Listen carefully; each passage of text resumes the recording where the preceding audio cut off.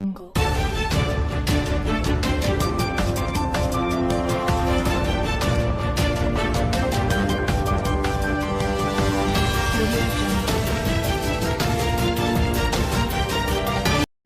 SFI Medchal Malkajgiri జిల్లా కార్యదర్శి. మొన్న జరిగిన సిఎంఆర్ ఘటన అమ్మాయిల వాష్రూమ్లో వీడియోలు తీశారని చెప్పేసి అమ్మాయిలు దాదాపు 2 రోజుల పాటుగా కూర్చొని మా పర్సనల్ వీడియోస్ బయటికి పోయినాయి అని చెప్పేసి ధర్నా నిర్వహించారు. అమ్మాయిలు ధర్నాలోని ఎస్ఎఫ్ఐ భాగస్వామ్యంగా పోరాటంలో పాల్గొన్నది. ఓన్ చేసుకొని అమ్మాయిలకు జరిగిన అన్యాయాన్ని అరికట్టడం కోసం ఎస్ఎఫ్ఐ పోరాటం చేసింది. ఆ పోరాటం భాగంగానే గవర్నమెంట్ సీరియస్ గా తీసుకొని ఒక కమిటీ చేసి ఆ కమిటీ విచారణ జరిపించి ఆ కమిటీ భాగంగానే ఈరోజు దుండగులను సంబంధించింది ఇద్దరిని అరెస్టు చేస్తూ కళాశాల చైర్మన్ చామకూరి గోపాల్ రెడ్డి పైన A7 గా కేసు నమోదు చేస్తూ ప్రీతిరెడ్డి వార్డన్ పై కేసు నమోదు చేస్తూ అక్కడ ఉన్న వ్యవహారాల్లో ఉన్న వారిపై అందరిపైన కేసు నమోదు చేసిన పోలీసు ఈ కేసుని మేము స్వాగతిస్తున్నాం.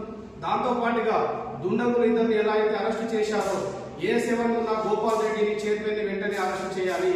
ఎందుకంటే కళాశాలకు సంబంధించి ఉన్న అమ్మాయిల కళాశాలకు భద్రత లేకుండా నిర్లక్ష్యంతో వ్యవహరించిన చైర్మన్ గోపాల్ రెడ్డిని వెంటనే అరెస్టు చేయాలని చెప్పేసి వార్డన్ ప్రీతిరెడ్డిని కూడా వెంటనే అదుపులో తీసుకున్నట్టు కేసు నమోదు చేసినట్టుగానే జైలుకి పంపించాలని చెప్పేసి భారత విద్యా ఫెడరేషన్ ఎస్ఎఫ్ఐగా డిమాండ్ చేస్తా ఉన్నాం.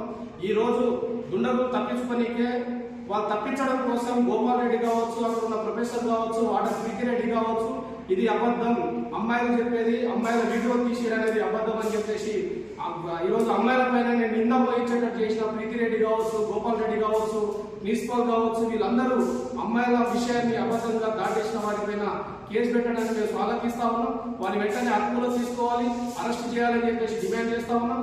అమ్మాయిలకు మరింత భద్రత గవర్నమెంట్ తీసుకొని భద్రత ఇవ్వాలని చెప్పి భావిస్తా ఉన్నాం. దాంతో పాటుగా సిఎంఆర్ కళాశాలలో ఈ రోజు అమ్మాయిల భద్రత లేకుండా పోయింది కాబట్టి సిఎంఆర్ కళాశాల వెబ్సైట్ ని ఈరోజు బ్లాక్ లిస్ట్ లో పెట్టాలి, సిఎంఆర్ కళాశాల గుర్తింపు రద్దు చేయాలని చెప్పేసి భారత విద్యా ఫెడరేషన్ ఎస్ఎఫ్ఐ గా డిమాండ్ చేస్తా ఉన్నాం. లేని పక్షంలో ఈ రకంగా సిఎంఆర్ కళాశాల గుర్తింపు రద్దు చేయకపోతే పెద్ద ఎత్తున పోరాటం చేస్తామని చెప్పి కూడా ఈ సందర్భంగా హెచ్చరిస్తా ఉన్నాం.